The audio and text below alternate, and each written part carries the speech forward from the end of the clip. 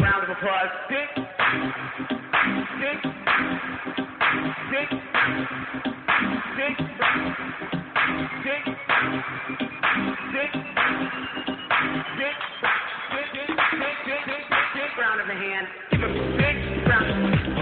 We could have homes on separate coasts, go dive in Greece with squids.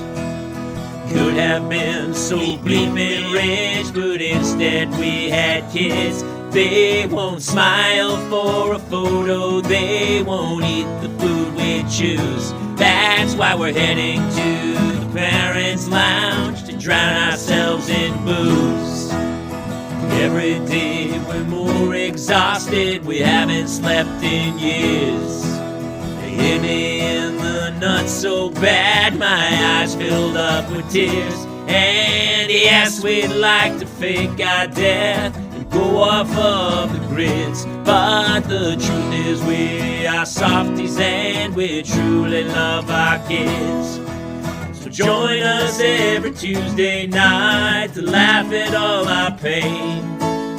Evening in the Parents' Lounge is the cure to staying sane.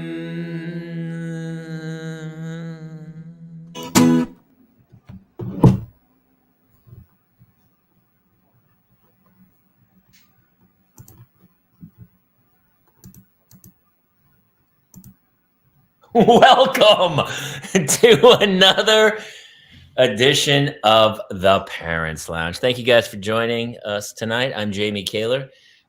We have a very, very special guest tonight. A lot of times on this show, we have friends that we interview, and I don't know if you know this about me. I really don't like interviewing people, and I don't really love, people. I guess. Is that, Jason, that's normal? Is that normal for most people? You go in waves. There are some days you like people very much, and then there are other days where you barely tolerate me. I like the concept of people. I would say I also like the concept of people. At its core, the idea of people is sound. We've talked about how recently people, if John F. Kennedy stood up now and said, ask not what you can do for yourself, but ask what you can do for your country. People will go, dude, you're body shaming me, and that is not how I monetize my brand. Like everyone's a solo entity at this point. But tonight, I'm really excited about tonight's show because we have a very special guest. Hello, Sarah. Hey, Sarah. It's a guy who, he's been on the show a lot. But he doesn't. Sometimes you don't know as much about him as I think people want to, and because he's a little more quiet, he probably gets steamrolled by my energy and by other people's energy. And he's also working the board, and he does all the comments, and he posts all the things and does the scrolls and stuff. I'm the man in the chair. He's the man in the chair, yeah, and he loves Marvel. So let's bring on a very special guest. I know this guy really well. He's in some ways, in every way, he's my partner here at the Parents' Lounge. You may know him as the father of two nonverbal young twins. You may know him as the father of an older, still toddler boy who loves to destroy everything. You may also know him as the husband to a wife who had a stroke when she gave birth to her twins. And so he's dealing with that. And you also may know him. You know him from some TV. He did some TV work in the past and stuff. But you also might know him as the man with brain lesions whose arm is somewhat getting numb. I would argue that somewhere in a previous life, he did something really bad, like super, super bad, because he is obviously either a saint. He's up for sainthood for his parental skills and for his niceness and for the fact that he has been instrumental in the two of us kind of helping a lot of parents get through this horrible thing called parenthood. Please welcome my friend, my partner in crime, Mr. Jason Gowan. Hello, everybody. Hello. It's so good. I've always wanted to be a guest on this show. I know, it's really good. Every week we talk about guests and who should we get and should we bring. I know him as the guy I eat most of my meals. Sarah. Yeah, we're in the thick of fundraising season, so Sarah and I be eating out a lot. Sarah, we're all going to be there in October. We're coming to do shows in Sarah, Pennsylvania, and we love it there. But you know what's funny is like Jason was like, "Who we booking? Who's coming on?" And I said, "Why don't you be the guest, because we don't chat enough." And so honestly, this show's always been the main thing I like about this show is that we just click it on and we go live, and whatever comes out comes out. And apparently we haven't said anything in the last 2 years to cancel us just yet, but I'm sure that's right. The closest to canceling we got was when Lamb Chop was here, which is my favorite. Actually, for those of you who don't know, go to iTunes and check out the show we did with Lamb Chop. And it's not Sherry Lewis, it's it's her daughter Mallory Lewis, who we love. And by the way, she has to come back, but she said some crazy things as Lamb Chop that were pretty amazing. That was one of my favorite shows I've ever. It was. My favorite thing about that show is that when I brought the idea to you, you had admitted to me later you thought it was the dumbest idea ever, and it turned out to be super funny across the board. It is funny because so many shows, like, we're just on autopilot. And the thing is, it's so funny when I talk to other people who are parents, and, you know, the whole point of this show literally is to tell everybody out there that parenting is, I always love when people are like, you should have kids. I'm telling everyone, you should not have kids unless you are absolutely ready for it.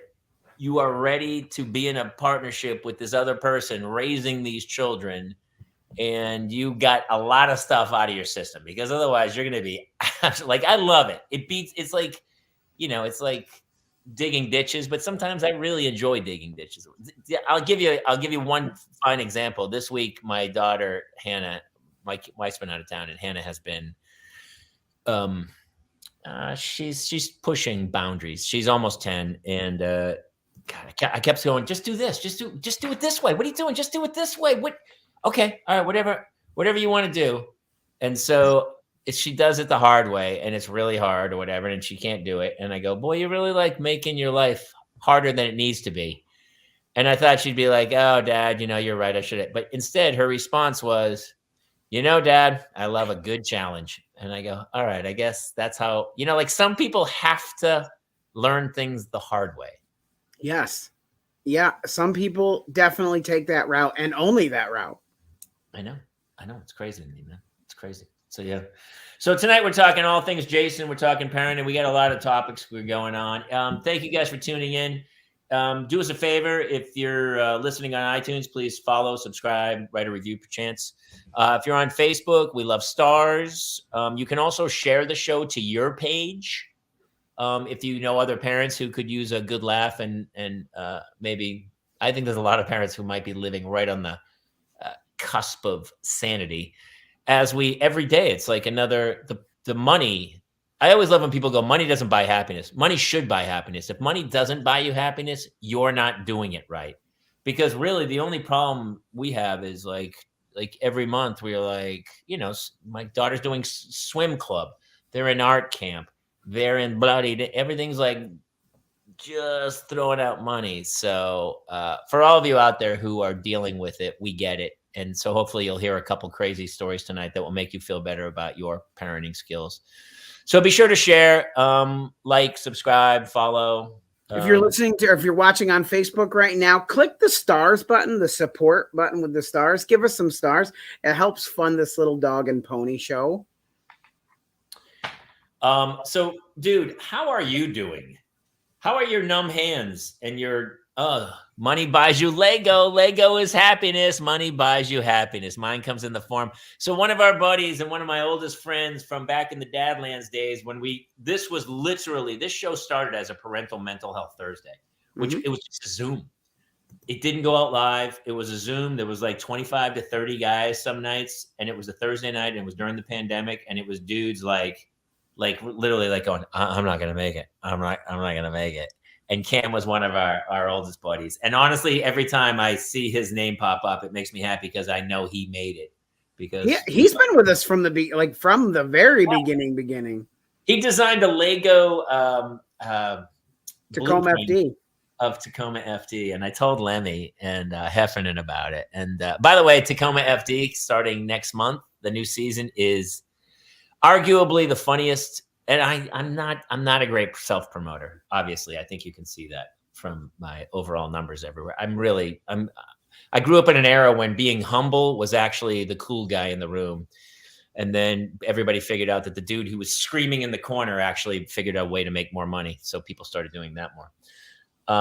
But this season of Tacoma FD, the few episodes I did, they were shockingly funny. We laughed. Really, like Takes got destroyed because nobody could keep a straight face. It was super funny. So it starts, I think, in the next week or two. So check it out. And Cam made an entire Lego set. And I think for him, especially, like, I think a lot of people we should ask people what their hobbies are that they go to. I play guitar in the bathroom. My wife, everybody laughs. I have a guitar in the bathroom. And if you hear me playing in the bathroom, it's because that's my Zen state. I'll just sit there and play for hours sitting on the toilet.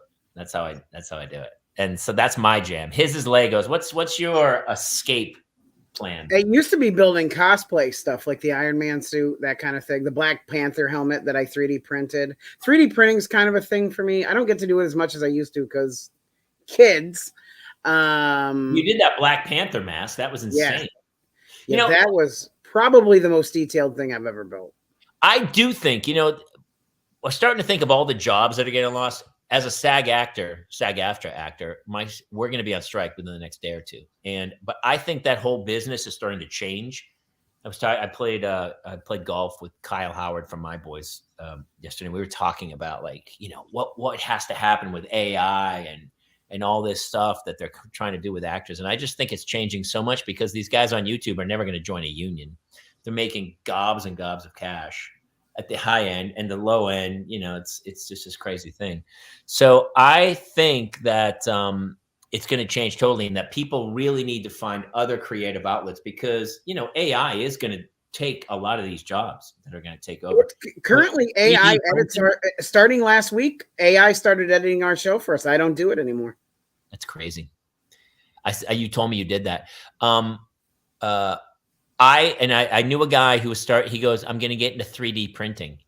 And I go, I think that in the next 10 years is going to be huge. It is, because they're also, they've made industrial level ones that can 3D print in masonry. So they can make cinder block 3D print houses. They can 3D print houses. Somebody's going to 3D print a house, right? Yeah, it's coming. Within 10 years, they will be 3D printing houses. That's crazy. You can 3D print. They have edible filament that you can put in them and 3D print food. So like all those crazy cakes and stuff that artists and crafts people make, all that stuff will be able to be automated by AI. And 3D printing. It's so funny. All the science fiction movies we grew up with have come to fruition. There's a fully functioning AI me as we speak. Let's talk about that for a second, because honestly, we might both be doing this show from California soon, because you might be coming out here with your AI people. Tell everyone who doesn't know what's happening with your AI. So due to my wife's issues with her health, we had partnered with a company that, in fact, she had a stroke and she can never drive a car and take your children anywhere again. She can't. No, she has, it's basically she's on the disability for the rest of her life because of a stroke that she had when she gave birth to 2 children. Mm-hmm. These are some of the things people don't tell you about birth. So for anyone out there who's watching, who's like, oh my God, my kids were driving me crazy today. Let me ask you, did your kids give you a stroke when you bore them? And did it change the rest of your life? Yeah, absolutely. After 6 days, our life was fundamentally changed in every way. Yeah. She almost died. Yes. Yeah. And not only did she almost die, but she's on a heart transplant list with John Hopkins University or medical school. And we will be dealing with that we're going to be dealing with that forever. She's going to be, we have to go Monday for her annual heart scan to see where she's at. and we're going to be doing that. You guys forever. are going to be a case study. Years from now, they're going to be like, it's like at Princeton. They're going to go, all right, we're studying the Gowan case. So that's already kind of happening. It's that when they put her pacemaker in, doctors flew in. By the way, can we pause for 1 second? Can you tell? Because here's why I really wanted to do the show with you, because a lot of people, they don't know your backstory, man. They don't. And so all of a sudden, I'm sure people are like, wait, did he just say pacemaker? Did he say his wife has a pacemaker? That's what happens when you have a stroke of that magnitude. I believe they had to put a pacemaker. They had to, because her heart has she had a hole in her heart that they had to put a little piece of like microscopic mesh in to seal it.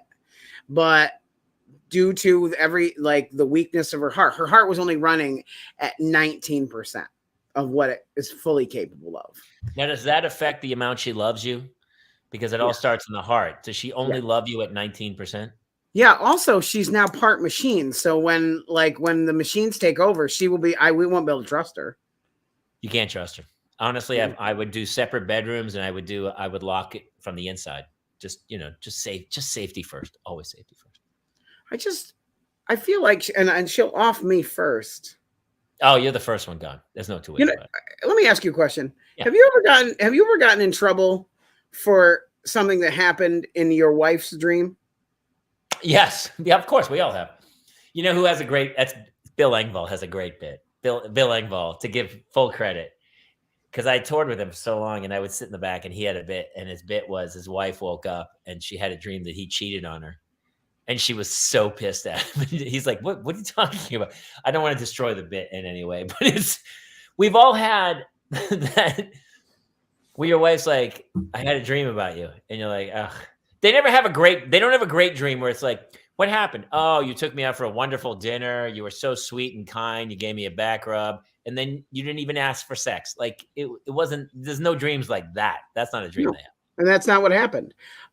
She dreamed that I hooked up with one of the female WWE wrestlers, and somehow I was to blame for this. And she, at 3:00 in the morning, Jamie, starts yelling at me, "How could you?" And I was like, "How could I what? I have no idea what's happening." And she left the room. Storms out. Oh, I mean, on a positive note, she left the room, so you get a good night's sleep. Do you have the list, the go-to list of for me? You know, the list. Do you have are they on the list? The girl is on the list. Yeah, WWE wrestler Liv Morgan is on my list. Okay, so she's number one on the list, but like. Okay. So had you shown your wife the list? No, but I mean, there's inklings, I'm sure. She's finding your list?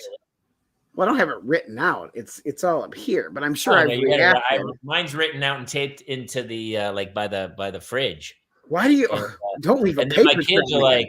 My kids are like, who's Liv Tyler? Who's I don't know why. Is Liv Tyler on your list? Oh, dude, even at this age, and Margaret probably on the list. I don't know. My list is it's antiquated, I would say. I mean, Dude, Elizabeth Hurley, Selma Hayek. Oh, yeah. These women are still so attention starved that they are still just posting thirst trap selfies of themselves. And by the way, listen, Selma Hayek and Elizabeth Selma Hayek is rocking still doing superhero movies at her age. Yeah, I love them both. At some point, do you just reach it's like Madonna. And by the way, I love Madonna.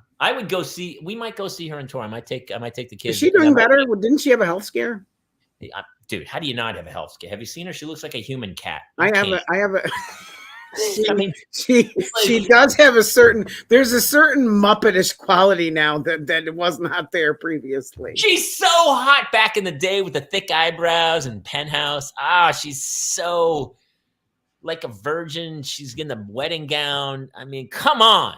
See, according to Emmy, women have a list as well. And I know my wife does. And I know number one on my wife's list is Kevin Hart. Kevin Hart? What? Yeah. Do you know who's number one on my wife's list? Who? Alexander Skarsgård. I have heard a lot of women say that. Is that right? She, dude, honestly, I would go like, let me just watch. He's gorgeous. Dude's gorgeous. I don't know if I need to watch, but let's take some photos. I mean, let's put some photos together. Look, I mean, there's an OnlyFans in there somewhere. If my wife could get Alexander Skarsgård, honestly, it would be a badge of honor. You must have worked with somebody that worked with him, like, right? Yes, of course. I mean, you're thanks to you, I'm only 1 degree from anybody. That's my kids today. They're like, you have a lot of friends everywhere. And I go, it's not that I have a lot of friends. I've just been on Earth so long that I know everybody. Yeah. Well, you've been in LA so long, and you worked on like every show that was ever made. Like sometimes you and Mike Munin turn up in shows, and I don't. Jeff Lewis is the other one. He just randomly is in stuff that I never knew. Never knew. I'm pretty sure is that Emmy. Emmy says that. Emmy, who's on your list? And Elizabeth, how could you, Jason? You picked a wrestler. I think a wrestler is a great choice because flexibility. Yep. They also, they like energy drinks probably, and they got a lot of. They're gonna be able to stay up late. A lot of stuff going on with them. 2073 years isn't that long. Oh, dude. My beard here. I didn't know Rudy was hanging out. My beard finally revealed me. What are you gonna do? I like it. Are you keeping it? No, God, no. I'm on strike. This will come off. It'll eventually be this, I think. Because would that help you get more racist cop roles? Oh my gosh. So I should pull the book out. I've been reading, I finished it, In the Garden of Evil. Did I tell you this whole story? No. It's, so this guy's Eric Larson. He wrote, anybody like Eric Larson? He's a writer. He wrote, The Devil in White City, which is about the World's Fair in 1890. And he wrote about, and there's a serial killer. It's honestly, they tried to make it into a mini series with Keanu Reeves. The whole thing fell apart. He's such a good writer, and he writes historical, I guess, fiction. So I'm reading this thing, and it's called In the Garden of Evil, and it is about the American ambassador to Germany in the 30s, before World War II. And this, the whole book is, hey, Mandy, and the whole book is basically this American ambassador in Germany. He keeps calling back to the U.S. going, hey, listen, this dude Adolf over here, he is really, he's really starting to lose it. He's doing some crazy crap over here. And, the people in the U.S. are like, FDR is like, don't worry about it. He's going to be okay or whatever. Just, keep talking to him. And so he meets with Hitler. It's a great book or whatever. But on the front of the book, it says In the Garden of Evil, and there's a giant round swastika on it. And I've been reading it, like I was sitting in coffee shops reading it. And I just hope if they ever if they do a reprinting, I would say take the swastika off the front of it, because I would be reading it in like a coffee shop, and I just look like this super Aryan guy reading this book with a swastika on the front. Like I would be reading this book, and I would look up, and people would be looking at me like, "What's happening with that cat?" And I was like. I would kind of block the swastika on the front of the book, because I didn't want somebody to go like, hey, how's your manifesto coming? It's coming along great, man. It's all coming into. Man, if you had the same energy you did at Niagara Falls that time, I would be afraid. Oh, no, that was crazy. Oh, dude, it's so funny. But yeah, so. Oh, hey, I got a thing. So a friend of mine, they just finished school. And the end of the year, I guess they have an art teacher who is absolutely a nightmare. And they had a project that they did paintings. And his daughter, who is a super smart ass, painted the following picture of peaches. Okay. I mean, listen to me. This is gold. The teacher's name is Mrs. Morris, and the students hate her and call her Mrs. Moreass. And so the child did a bunch of peaches that are clearly a whole lot of butts. That's so funny, man. That's like an Allman Brothers album cover. Eat a peach or something or other. That's really funny. That's really. Wasn't it Bush? Millions of peaches for me. That's super funny. Yeah, Mrs. Morass. They turned on Mrs. Morass. Hey, all right. So, one thing I wanted to talk about was, let's do the human foosball. So, I go to my kids' school. They have after-school activities, and I don't need to explain it. I don't think. Let's just show it. Here is what my kids were doing after school.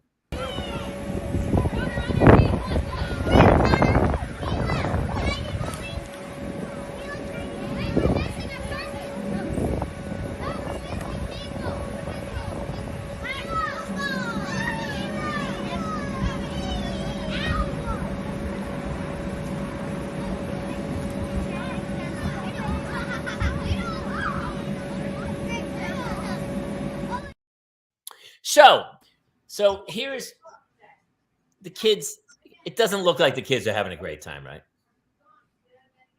Not at all. So here's my premise with this whole thing is that we have this wonderful game, soccer, that I played through college. I really enjoyed it. It's soccer. It's very fluid. You're moving. There's a lot of things going around. Obviously, they wanted to make it into a board game. So they created foosball, which is a really great board game. You get to, you're controlling the handles. You have all these things. And then some crazy person was like, what if? Hold on, Jason. What if we took this board game and we spent, obviously, that thing had to cost thousands of dollars to make, where the kids they can't move. They have to hold the rope and stay in the one position, whether it's right back or right forward or goalie or whatever. What if we played human foosball where everybody plays foosball? So I was there and I was watching this happen, and the teachers were like, isn't it great? And I go, it's fantastic. You know what would also be great?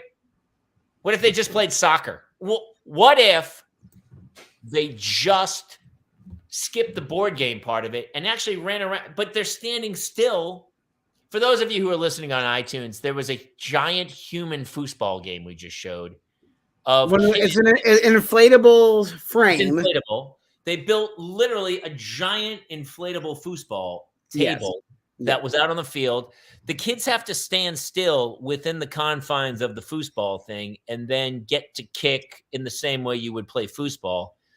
And the teachers were so excited about it. And then I was like, why don't we just play soccer? You have a $20 soccer ball as opposed to a $5,000 terrible thing where they can't run anyway. What's the purpose of this stupidity? But that's how we think nowadays. Somebody was like, wouldn't it be? No.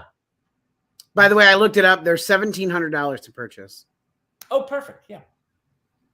How much is a soccer ball? $19.99, I think, the last time I bought one. Yeah, and sometimes it's Amazon Prime Day, so you probably can get one for $2. $2. Oh, it'd be so good. So I don't know. It was just like sometimes I think we're creating things that are so. It's not just me. Anyone who's listening, what's with the beards, guys? Hey, it's summertime. And I'm on strike. I just do this because if not, I look like a giant baby. Well, that's true. People are creating things that are unnecessary simply because I don't know how to put my finger on it, but you're like, it's so overwhelming. We're like, this is ridiculous. This was ridiculous. What a silly idea. When the board game was designed to replicate soccer, but then you create something that replicates the board game as opposed to just playing soccer. I didn't understand the premise of the whole thing. It was any of those field games where the rules make you stop upon receiving the ball, frisbee, whatever, always felt pointless to me. So true. Yeah. I played ultimate frisbee in college, which is actually super fun. But yes, he's right. When you get the frisbee, everything stops and then everybody runs, and you can't run. You have to stand still and try to get the frisbee up the field again. Wait, why? What is ultimate frisbee was super fun. It was, listen, it was for guys who I was playing college soccer, and then I realized other humans were 100 times faster than me, and I was like, I can't guard that guy. And then I went and played ultimate frisbee, and I was a stud in the ultimate frisbee. I killed the ultimate. Is there? I mean, does that get you a lot of? Did that get you a lot of tail? The ultimate frisbee. So much. I feel like frisbee tail. Actually, Frisbee tail feels intense to me. I bet it's an intense thing. We went to crazy. This was in the 80s. I finished college in the 80s, and we went to crazy tournaments at UMass. And so our whole frisbee team, we took our spring break. We went on tournaments. We were the BU club. We were a club team, and so we for spring break, my senior year, myself and 9 other ultimate frisbee players got in a van, put a mattress in the back, and drove to Florida and went to 2 tournaments. One in Gainesville, Florida, and another one. We did another one in let's say Alabama or something or other.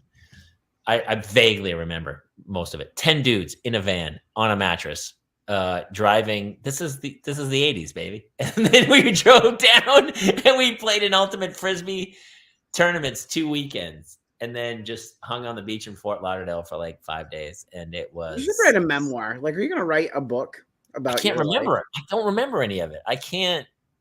I would have to reach out. It would be funny, did you read The Dirt?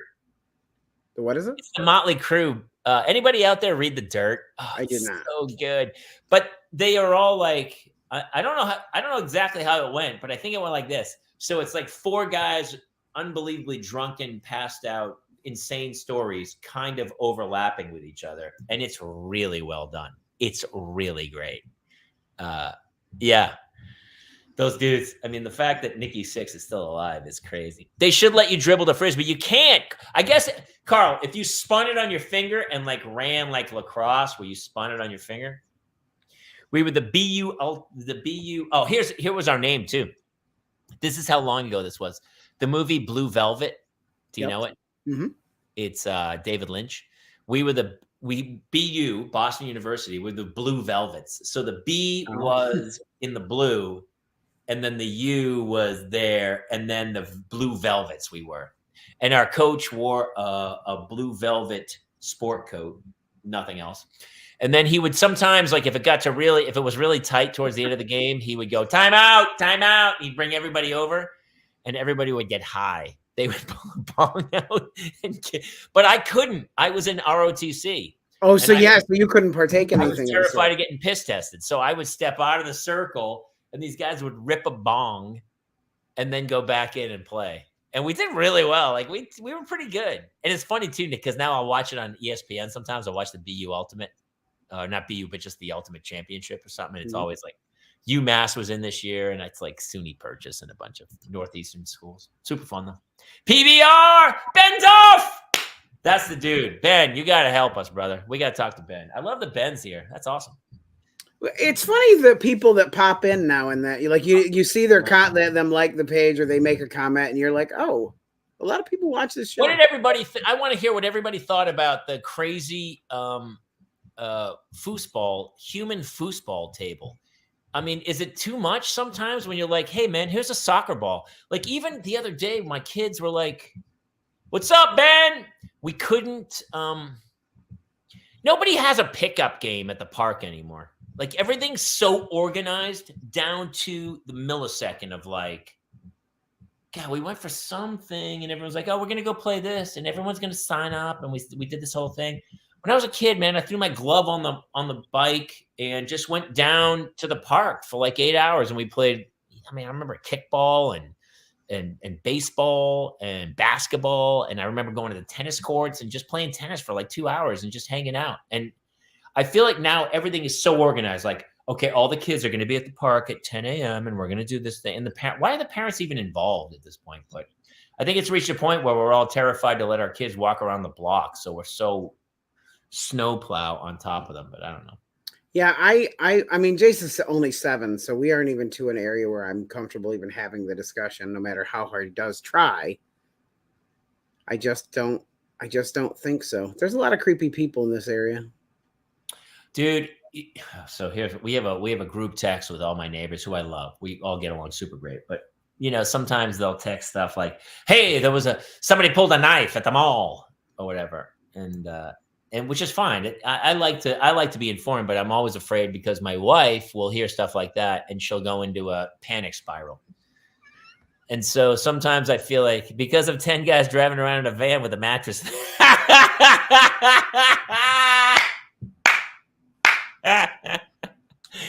Dude, 10 dudes. Oh, here's the end of the story. So good. It's so good. So my buddy, I'm not gonna say his name. He had one eye in college. One eye. Played college hockey. He's that good of an athlete. One eye. When they were kids, they did the old throw Hot Wheels strips at each other. You remember those where they were slapping stuff? Hit him in the eye. He lost his eye as a kid. From a Hot Wheels track? The Hot Wheel thing might be embellished, but they were throwing spears with stuff. I thought it was a Hot Wheel. It might have been like a bamboo stick. His name was not Willie. Narcolepsy. It was not Willie. He loses an eye. He plays hockey. He's an amazing athlete. He ends up playing ultimate frisbee with us. He goes on the trip with us. Really good friend of mine. He has his eye is destroyed, but they put a shell. Do you know how it works? They put a shell that matches the other eye. Yep. And so and they move well, typically. And so we're in the van. We're just back to Boston. We have been on the road for about 9 days. Utterly destroyed. Everybody in the van is utterly destroyed. We've done 2 tournaments. We've driven. Also, by the way, we tried to we go, hey, it's your turn to drive. He goes, I can't drive a van. We go, what are you talking about? He goes, I have no depth perception. I only have one eye.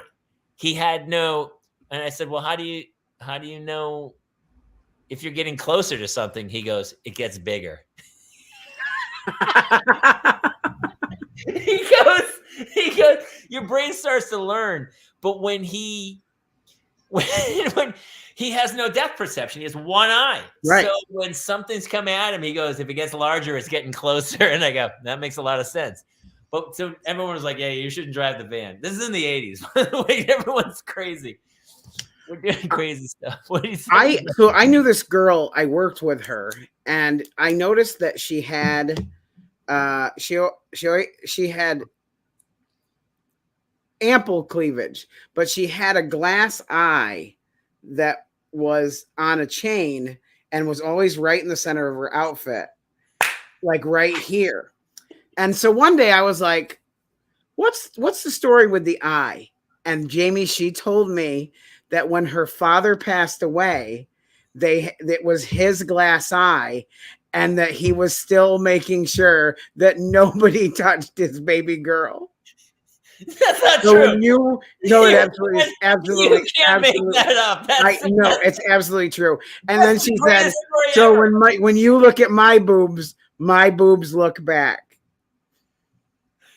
Oh my God! Yeah, I'm gonna do that with my kids. I'm gonna like I haven't lost an eye, but when I die, I'm gonna cut an ear off and I'm gonna make a necklace out of it, and it'll be hang on my daughter's cleavage, and then. Anytime a guy looks at it, it'll be like me just going, I hear you. I hear you. I mean, it's genius. I mean, it really is genius. I think, and it's very effective because, like, you know, what's funny? That brings me back to Universal Soldier with Dolph Lundgren. I don't know. It's such a random. He cuts the ears off of everyone he kills, and he makes a necklace. And then at the end, he holds it up. He goes, "Do you hear me? Do you hear me?" Dude, that eye thing is amazing. Isn't it? It's one of my favorite stories because so back to he has the bad eye. Mm-hmm. He has a shell, but apparently he went straight to work. So he was working in a video store. For those of you who are young, a video store was a place where movies were held, and then you went and you picked it up and you took it home and you watched it. It was a weird time in history. And he worked in a video store in Kenmore Square. We were at BU, and we go to drop him off. But we've all been wrestling. We've all been wrestling in the car, and apparently it rubbed his face, and his one eye is straight sideways. The pupil is like 90 degrees off from the other pupil, and it's pretty obvious. Nobody says anything. It's so uncomfortable. Nobody knows to go like, hey man, your eyes. Now of course we would go, dude, your eyes messed up. Push it right, back. but at that age you probably were like, oh, I don't know. It slid or whatever. But he went to get out of the car and he was like, with one eye sideways. He's like, okay, I'm going to work or whatever. We go, all right, see you later. And we all went back to our, we were in an apartment by then. But, and none of you said anything Nobody said anything. And he was my roommate. He was my roommate in college, my senior year. And he came back that night and he woke me up and he was like, dude, why? What? He goes, what were you doing? Why wouldn't you tell me? He goes, he worked the whole night. Nobody said anything to him. All the customers that came in, he goes, the whole night, everyone was just looking really weird at me. And he goes, I couldn't figure it out. He goes, and finally later in the night, he went to the bathroom and he looked in the mirror and he saw his eye was off and he changed it. And he was so pissed. Hey, Joey! Joey's back. It's so funny. Yeah. So that's the one my first college roommate, his name was Dick Shaver. I'm sorry. Say that again. Dick Shaver. It was Richard, but he only wanted to be called one more time, real slow. Dick Shaver. Okay, I was just checking. Yep. Yeah. And he was like the drug kingpin of the school. And listen, really quick, if your name's Dick Shaver, your professional trajectory is limited. I feel like we should say, and he really relished the name. He did. So he would get he would hit hard stuff a lot. And he was always freaking out because I had this, me being me and a Marvel guy, I had a 6 foot tall inflatable Spider-Man. Oh, that looks so good, dude. For those of you who don't care on iTunes and can't see it, the new Parents Lounge water bottle Jamie is showing, which you will be able to get on our merch page. We don't even have a link for the merch yet, but not yet, but it's coming. Finish your story about anyway. Because I had this inflatable. It was a 6 foot tall inflatable Spider-Man that hung to the ceiling, and he was always bitching. I'm not sure that was for us. Joey says, yesterday my wife went on a 45-minute rant to my sis. We're going to need some more info, Joey. You better start writing, brother. Now you need the official Parents Lounge glass eye. Oh, no, that's so... By the way, the movie, The Last Action Hero, where the bad guy has the glass eye that changes to what he's doing. Do you know what I'm talking about? Mm-hmm. I think they need to remake that. I think the premise of The Last Action Hero is really good. And I thought Schwarzenegger, I don't want to do this normally, but I blame the kid. The kid's so bad in it that it destroys the movie. And it sucks because the movie could be real. The movie's, he's an action hero who gets launched out of the screen and then goes into the real world. How do you not remake that? It's such a good premise. Joey responded to my family about me needing to lose weight. Oh, they were shaming him. Did you get body shamed, Joey? Oh, no. Okay. I need to see a post of you crying into camera where you are fully body shamed, and it's not cool. Kid does suck. Ben. So anyway. Hey, Ben, by the way, we need to talk about social media help. You're coming. Ben, contact me. We're going to talk about you making this jump. Ben's a social media expert. Oh, Ben's a cool guy. So anyway, my last name's Duff. He's got the Simpsons beer. He's got the Simpsons beer. Anyway, go for it. So anyway, I had this 6 foot inflatable Spider-Man that stuck to the ceiling in our dorm room. He was always bitching about it because it said it freaked him out when he would come back in, fucked up at the end of the night. So one night I heard him that they were going to take hits of acid. And Jamie, I took the Spider-Man down from the ceiling, I cut it open, and I climbed inside. And I just waited. And when he came up in the room, I stood up on the bed and I jumped down, and he freaked the fuck out, ran out of the room, and he left. He asked to be transferred out of the room because he couldn't take it. And to this day, he still thinks it was a bad trip.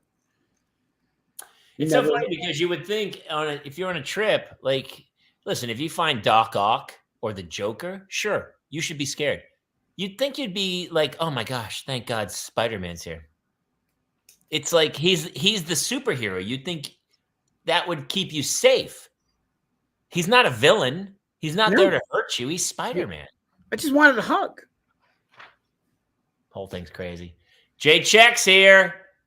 Most kids suck. I'm hoping Jay gets to actually come watch our live show in Sayre this year. I know, Jay. You're coming out to Sayre this year. Jay's one of the original Dadlands Parental Mental Health Thursday crew. Him and Freddie and John. Actually, can I give Jay a little props because he gave me what was the tagline? Oh, Jay Check gave me. Do you know what it is? Yeah, it's ethics. It's one of the greatest. Yeah, it's one of the greatest taglines. I was in there that day. I was talking about Lori Loughlin. I was running my jokes for like 25 dudes, and they all helped me create the album. Homeschooled. We were all homeschooling our children during the pandemic, which arguably we've all like been like, oh my God, that was still to this day the most painful 2 years of my life. But then I'll watch a documentary about World War II and I go, okay, it wasn't as bad as I remember it. You know what I mean? I'm like, oh, okay. Yeah, it was just, but Jay was there. And so I had this big joke about Lori Loughlin, who, by the way, is right back on TV. Not a problem at all. She had the thing about Olivia Jade, and she helped her through school. And I had a joke where she had to homeschool Olivia. That was her punishment. She had to homeschool Olivia Jade, and Olivia Jade comes to her with the classes she's going to learn. And one of them is Mandarin. They're like the hardest classes, calculus, Mandarin Chinese. And Jay's like, ethics. She should have to teach the kid ethics. And I go, dude. And still to this day, Jay, if I ever do that joke on stage, that one punchline, ethics, gets a huge laugh line. Yeah, it's great. That was super, super cathartic. Good timing. Yeah, we had a lot of guys, and we weren't.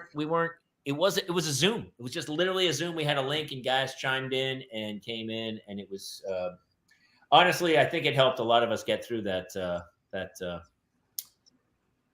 part of history. I didn't come on till the tail end of that, but it was even the ones I went to were, very, very cathartic. I know. I'm starting to write the next album too. It's like, it's about time. That one hurt so badly that it took the wind out of my sails, and I'm like, ugh. That whole thing was so painful, man, for us. But yeah, but now it's actually, everything's kind of getting a little better. Life has returned entirely back to normal here. There's no holdout of anything now. Well, that's like saying in 1947 there was no more war, but people were still damaged. People are still, most kids do suck, Jay. I couldn't agree more. Hey, I wanted to, oh gosh, this is one bit we had about, for those of you who watched the show last week, we had the woman, I think, who was suing her parents for bringing her. Yeah, she was at like 18 or 19, right? Can you explain what exactly she was suing people for? So this girl, 18 or 19, her parents decided to push her from the nest, and she decided to retaliate by suing them for giving birth to her without her permission. And I'm not really sure. I was like, that sounds legit. That's legit. How would you get that consent? I don't know. Well, that's the problem. You can't have that consent. But it's so weird because I told you later we talked and I said, I thought about that before I had kids. Part of me was like, who am I to bring people into the world? Why do I feel, I do think being a parent, when you're first a parent, I think it's a selfish thing. I think it's the thing of like, I want to have children but I get it. Listen, the lawsuit's obviously frivolous, but I understand the premise of it of, hey man, I didn't ask for this. Well, no, she won the first round. Yeah, that's what you said, right? That's crazy. Yeah, she won the first round of it, and her parents had to pay her damage. But my big thing about her is that she flipped out because they only bought her a 1,200 square foot house that did not have a home theater and indoor swimming pool. Well, she was used to living in a 4,500. So anyway, so the premise was we came out of that with lawsuits, and so I have something happened to me, Jason, yesterday that I was very upsetting, and I'm going to be suing for sure. Oh. No two ways about it. And I'm pretty sure there might be a class action lawsuit. You might be able to get involved as well. Oh, I'm This was interested. at the supermarket, and I got there and I went to check out. And after everything was done, the cashier said to me, right to my face, said to me, "Thank you, sir." Exactly. That's what I felt immediately. And I was like, "Sir, who are you talking to?" And all of a sudden, I felt body shaming of another level that I didn't think I could even experience. And I was like, "Sir, who?" And so what I took it as is that person, you know, they say they put it under the guise of a thank you. But honestly, what they're telling me is you're old. That's what they said to me. They said right to my face, they said, "Thank you, old man," is what they said, because they say sir. Who says, listen, you can call me dude, chief, ace, slick, partner, buddy, compadre, mi amigo. There's a lot of things you can call me, and I'll take it, and I will enjoy it. But when you call me sir, you hurt my feelings. And so I started a lawsuit against that particular. I don't want to talk out of. It hasn't happened to me yet. You haven't been called sir ever? No, because I look like a toddler. True. Do you get it? Well, actually, it might go the other way. So if somebody says, "Hey, thank you, young boy," has anyone? I get carded still. Like often. Yeah. Honestly, at your age, if I got carded, I would sue. I would say, "Who are you to insinuate that I am that young?" And I would sue. I think we need to sue more, Jason. Narcolepsy gave me a great idea. I'm going to sue my arms for going numb on me. I'm over it, and it's causing me I'll testify damage. Will you? I would appreciate that. Yeah, I will come. I'll fly out there and testify. I mean, just to get away from my kids for 2 days, but sure, I'll come testify. Yeah, I would. Yeah, just it might even be 2 trips, one for the deposition and then one for the actual trial. There was a guy, he walked by my house the other day, and he dropped his dog's poop into my trash can. Again with the poop. On this, I let it go. I've stopped confronting people about it, but I'm suing him. I started a lawsuit. He dumped it in my trash can, and I said, "That's not your trash can," and I sued him. But I'm suing everybody now. Did he actually? By the way, I don't know if I told you this. I've sued you. I'm suing you. You're suing me? Yeah. For what? I don't know exactly yet, but I'll find something. I mean, you've mistreated me some way. I feel like you're. Have I? Honestly, I feel like you're grooming me.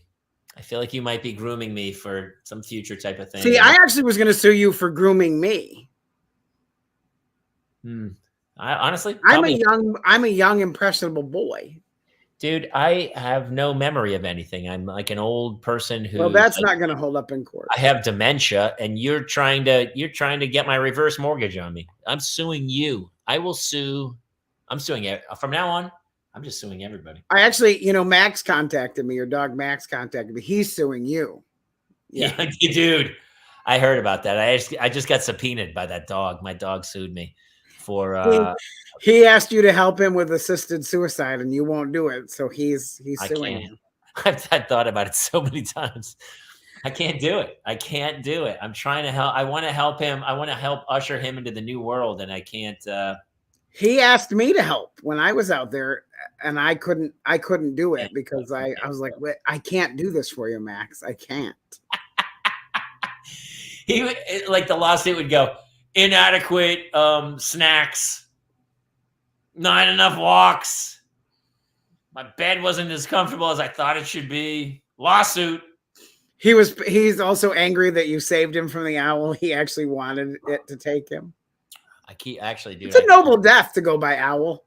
Dude, I sit out front at right at dusk and I go, hoo, hoo, hoo. I just keep trying to call the owl to go, hey, dinner time. He's here. I ring a bell sometimes. They don't come. They're gone. I don't know.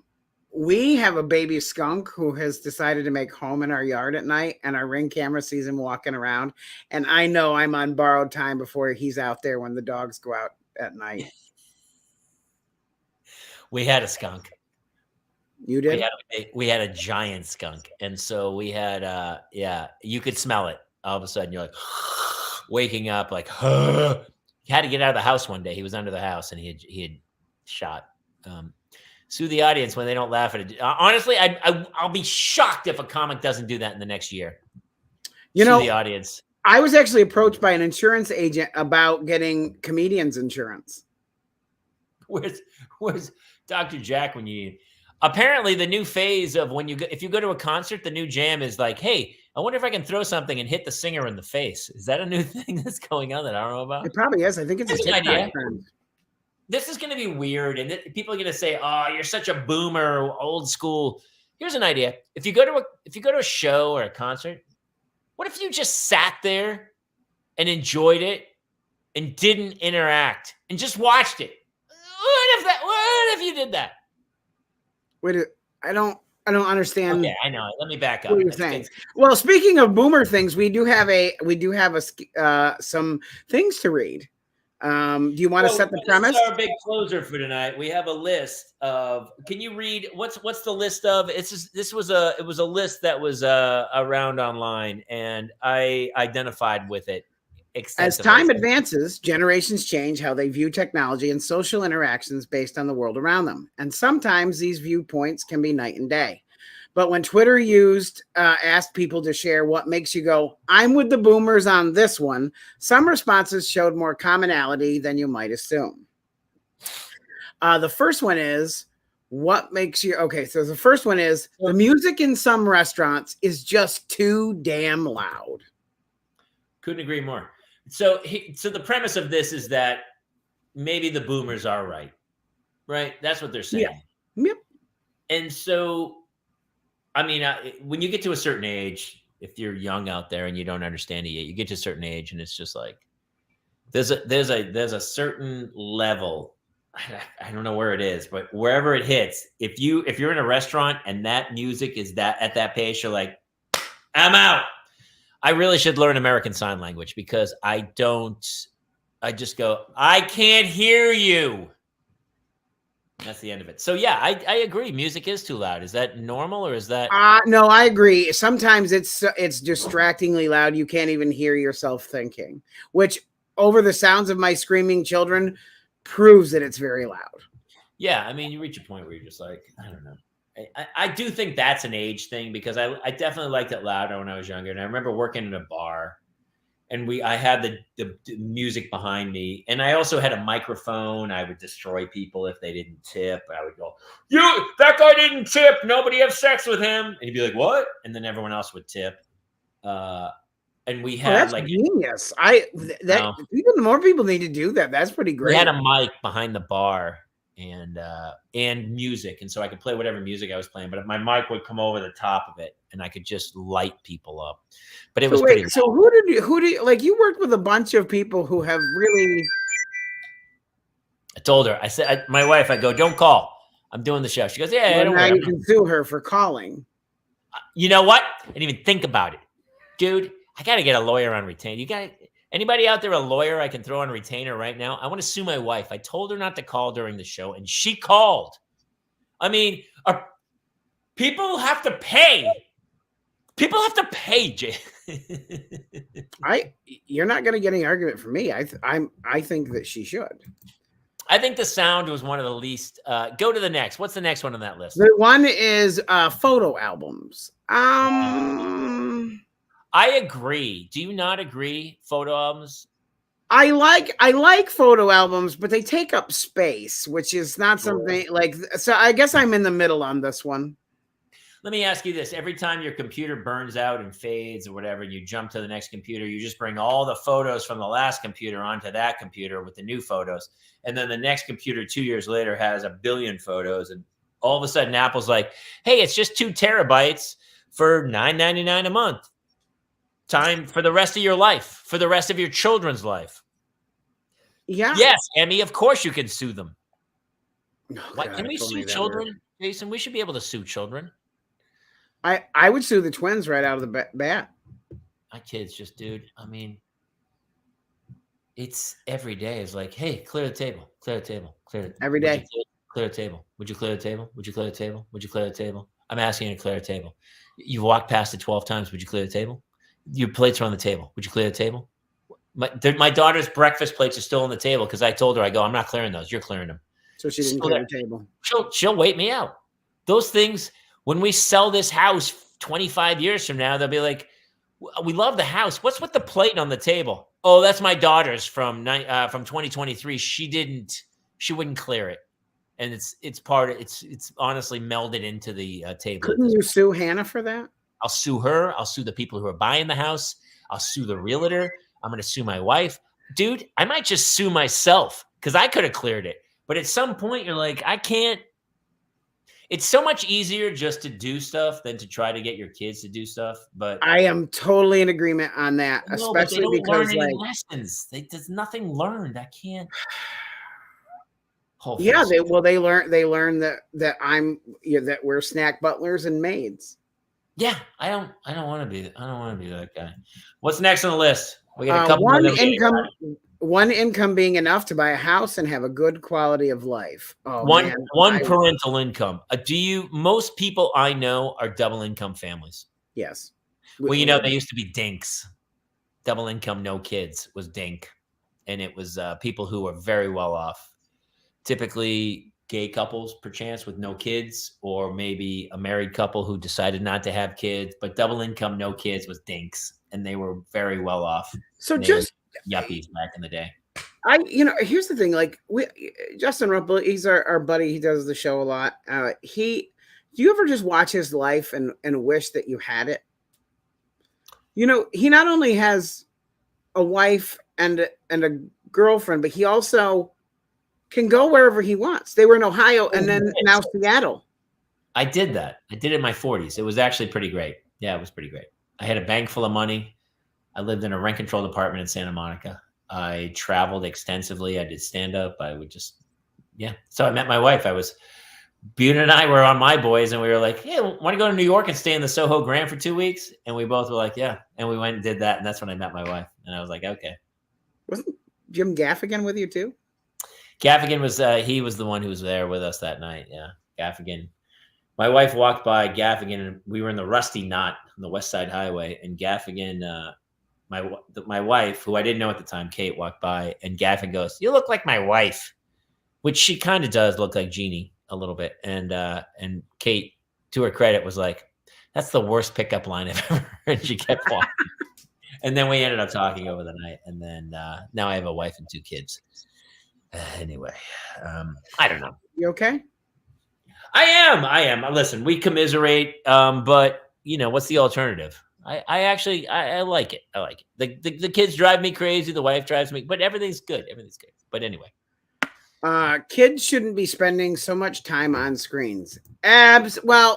Absolutely agree, except when I'm out and need to focus. So I talked to a friend of mine, Jay Larson, today, the very funny comedian, super funny guy, who's done our show before. And he told me his kids still no iPads, no phones, ever. They have an iPad at school that they use, but they've never used an iPad in the house. And part of me wanted to tell him to go F himself for his braggadocious. And part of me wanted to be like, you're a better man than I. Because we go out to eat. We just went out the other night and we sat and had dinner.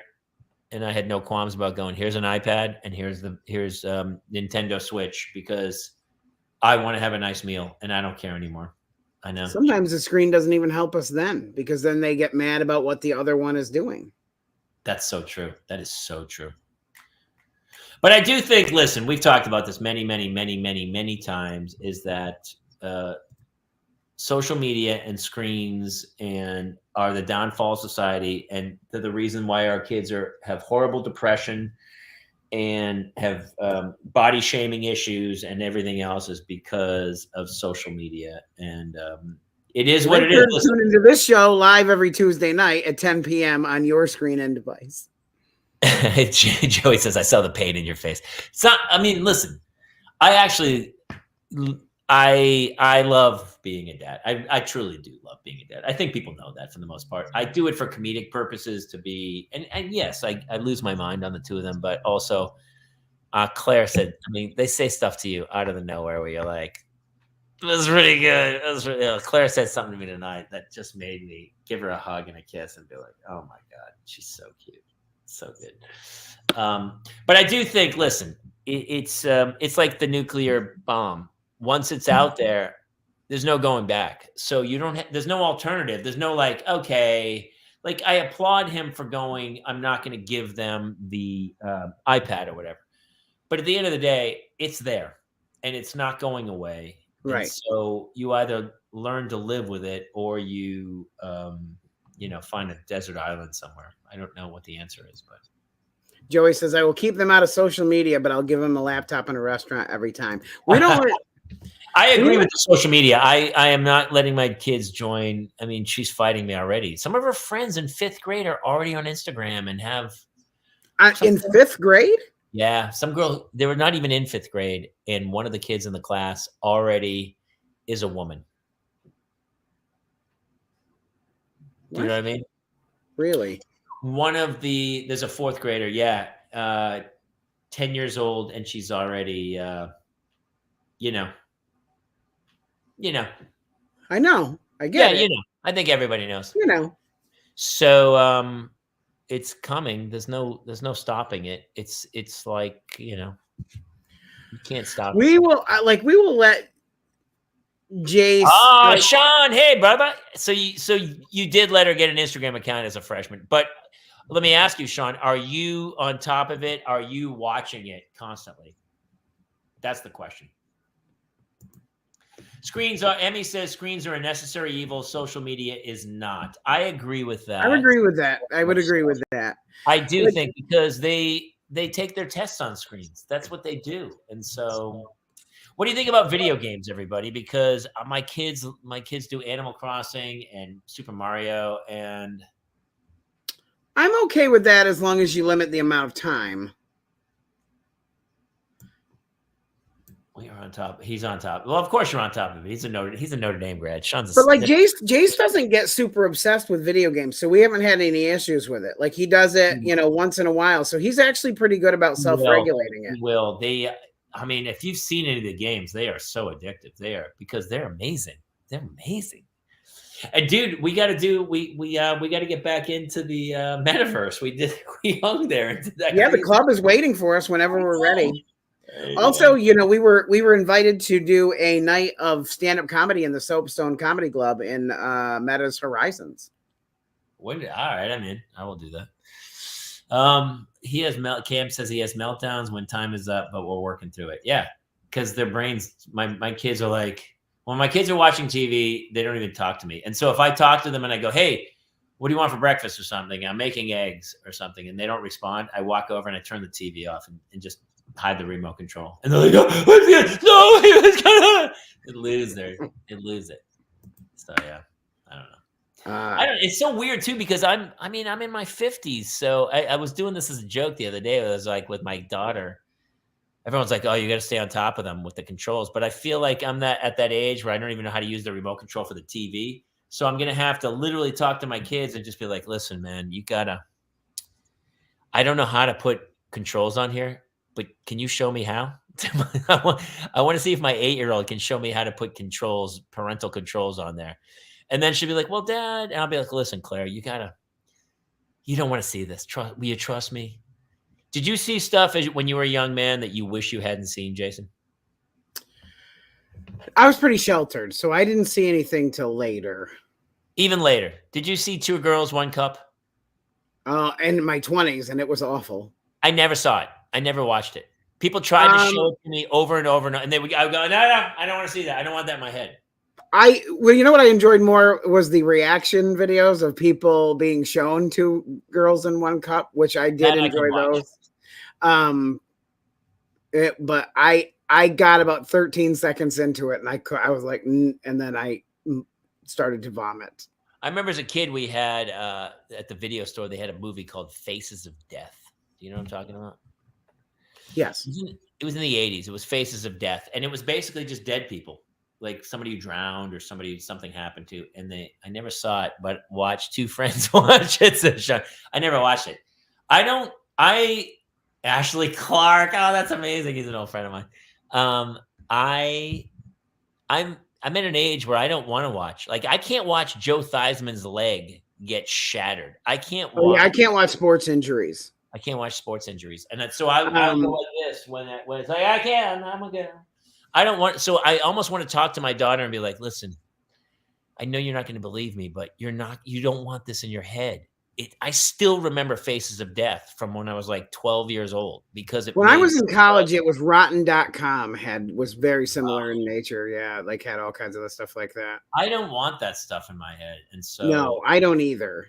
But I also don't know how to put parental controls on any of my kids' equipment. I can walk you through it when it's time. Someone's going to have to because I don't know what to do, and I'm going to have to. I love that you're pretending that it's going to be anybody but me that helps you with it. I love that. That's.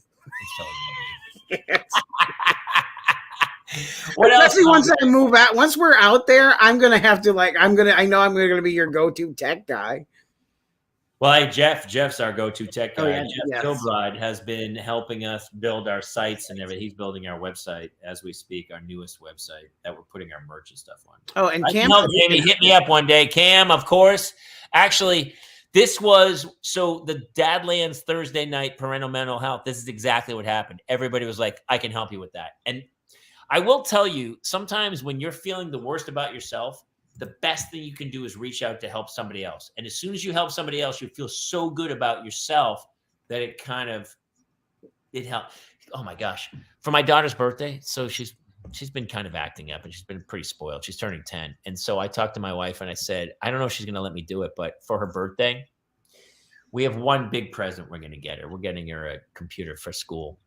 But for the rest of the presents, I wanted to tell all the other people coming to the birthday party to go, I want you to donate to a cause. And then I wanted to take her to that cause and show her how other people live. And oh, that's great. She doesn't understand how, listen, we're not like, we live in LA. There's kids here who are being delivered to school in a helicopter. Like it's pretty sick.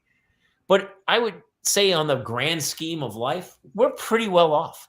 And my kids are pretty spoiled. And so when they bitch and moan about stuff, I really want to give them a wake-up call. I honestly want to take them to Appalachia and go, that kid doesn't have running water, let alone no internet. He doesn't have running water. You're bringing him with you to Sarah this year? You what? You're bringing him with you to Sarah this year?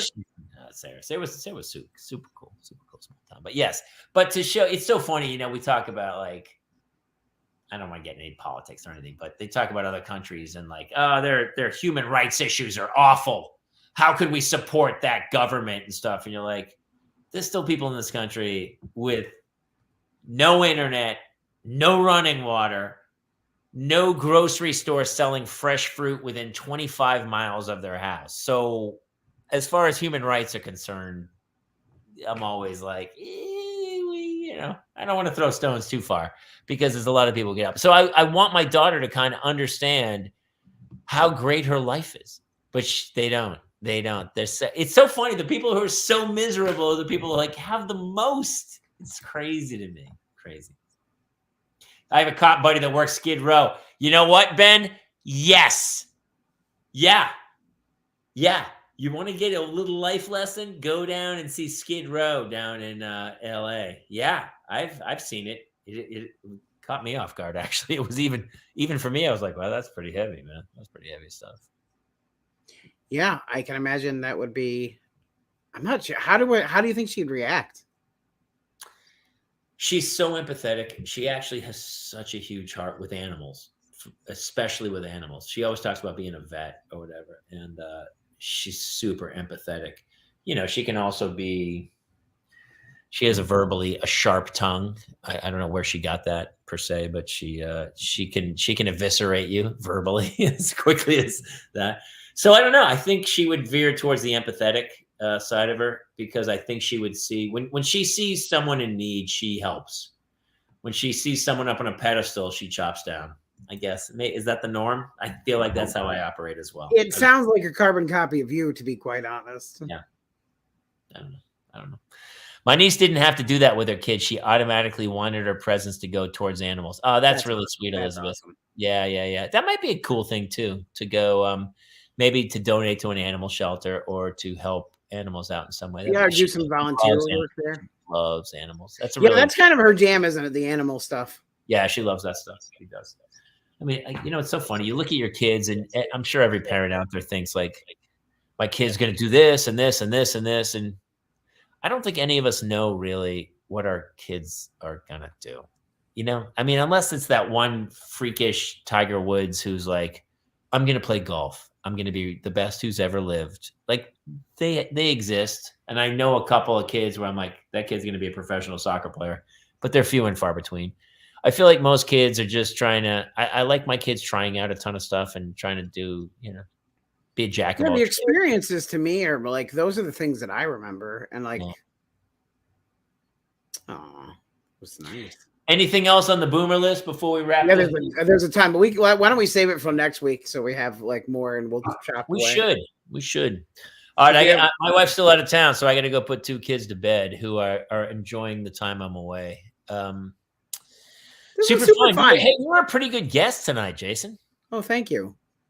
Yeah, do you want to brought some stories? They had the glass eye story, which dude, I haven't told that. I don't know if I've ever told that story about my pal. I'll have to. I definitely have never told about the girl with her dad's glass eye. I never have told that story.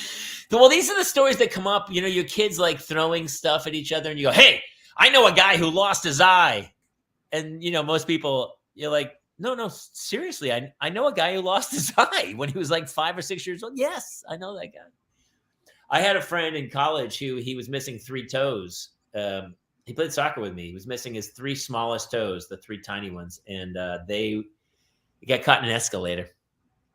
Oh, he was a little boy, and his foot got caught in the escalator, and it tore these 3 toes off his foot, and.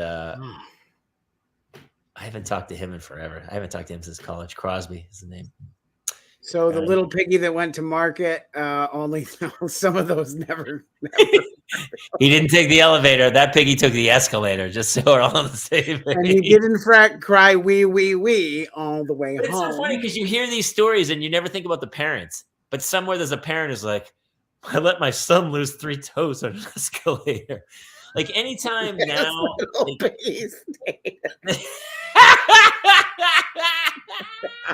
Sean, you gotta just come do the show with us next time. It is funny, like before you have kids, you hear these stories and you're like, oh, that knucklehead did this or whatever. And then once you have kids, you read those stories and you're like, all you think about is the poor parent is like, oh man, the one time I wasn't watching my kid on the escalator. It only takes just one time. All right. Hey, listen, thank you to everybody. I already feel so much. Dude, it sucks because I love having guests on the show, but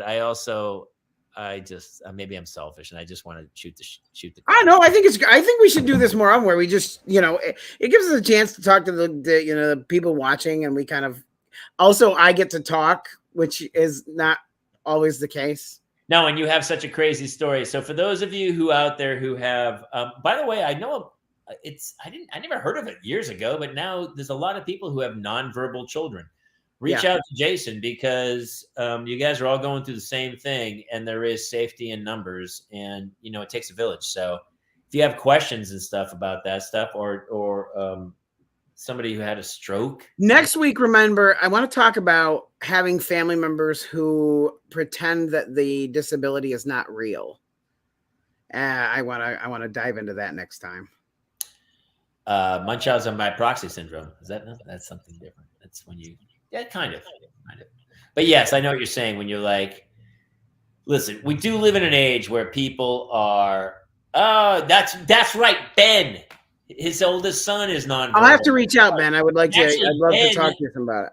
Ben, his son is older, so he would know Hey, more. Colleen. We might have to have Ben on as a guest. Sure, anytime. Yeah, I would love to. I would love to. I think it's important because I know it is. You know, I mean, you're hearing about it more and more, especially after COVID. It does seem to be a more prevalent thing. I do love when people like they hold others to task to go, you know, like to go, oh, that's garbage. Well, you know, who are you to tell somebody else how they're feeling? And I think that's part of the issue nowadays is that everybody wants to impose their feelings and their emotions and their thoughts onto other people and go, listen, man. You know what I always say? I go, people go, hey, how do you feel about this? I go, listen, I'm an opinion of one, and here's how I feel about it. That's it. I don't try to get into somebody else's head. And so when somebody else says, oh, so-and-so is faking this or whatever, I go, maybe. I don't know. It's their journey. Everybody's on their own journey through this thing. And, you know. See, that's how I feel about it as well. I feel like we are so quick to interject ourselves. You know, and you and I see it a lot, especially like now that we're posting content a lot more. Like people interject their world viewpoint on like a 30-second video that like, and sometimes that stuff is so off base. Well, I mean, everyone has an opinion nowadays, which they didn't used to have, which makes me laugh so much. It's like, well, they had them, but they didn't tell you, like, unless you like were like, they weren't, wow. Like I would punch some of the people in the face if they ever said this to me in a public place, but they do it online where there are no repercussions. That's the beauty of the anonymity from your basement. But so why don't you and I fly around the country and start punching these people in the face that have said things? You know, I was on some text chain with a bunch of friends the other day, and it was something, they were posting something that was, I guess it felt serious to them or something. So I you know me, I have gallows humor. I cracked a bunch of jokes, and they go, all joking aside, and I go, listen, just so you know, I'm never going to not make fun of something, because if you can't laugh at it, like to me, laughing at something makes it, you know, more easy to take. Like, you know, maybe it was the military in me or whatever, but you made fun of stuff. Like I always laugh, you know, that's the favorite part of the movies when the guys are like about to get shot or something. The guy cracks a joke and you're like, yeah, dude, that's always the way I feel about it. But yeah, that's my, even in high school, like, well, it was like middle school when my bully would beat the shit out of me. I would continue to talk shit the entire time. It's funny. That's very Cool Hand Luke-ish of you. Hey, tell everyone what they need to do. We're here live every Tuesday night, 10 p.m. Eastern, 7 p.m. Pacific. You can catch us on Facebook.com/The Parents Lounge, YouTube.com/The Parents Lounge, Twitter, Twitch, and a million other places. New episodes of the podcast drop on iTunes or wherever else you get your podcasts on Mondays and Thursdays. Dude, I don't care if anyone ever watches the show. It's super fun for me. Honestly, I just like shooting the shit and talking. Yeah, me too. It's super fun. Dude, the people, Joey Steelers, Sean Patrick, Ben, Colleen, everybody, Elizabeth, everybody, Narcolepsy, Cam, Jay Check showed up today. Guys, Brandon. thank you everybody for tuning in live. I mean, that's what's really fun. I'm glad everyone's listening to an iTunes because the downloads are getting bigger and bigger every week. But the live show is what's really fun, and we love your comments. It changes everything, and it makes it so much fun. So thank you guys for participating. And that's it. You got anything else? Yeah, Thursday night, I am doing my album recording in Elmira, New York at the L Comedy Club, the Laugh Room. There are a few tickets still available. If you're interested in coming watch me do some of the stand-up-y stuff that I have been working on with Mr. Kaler for the past 2 years. Then go.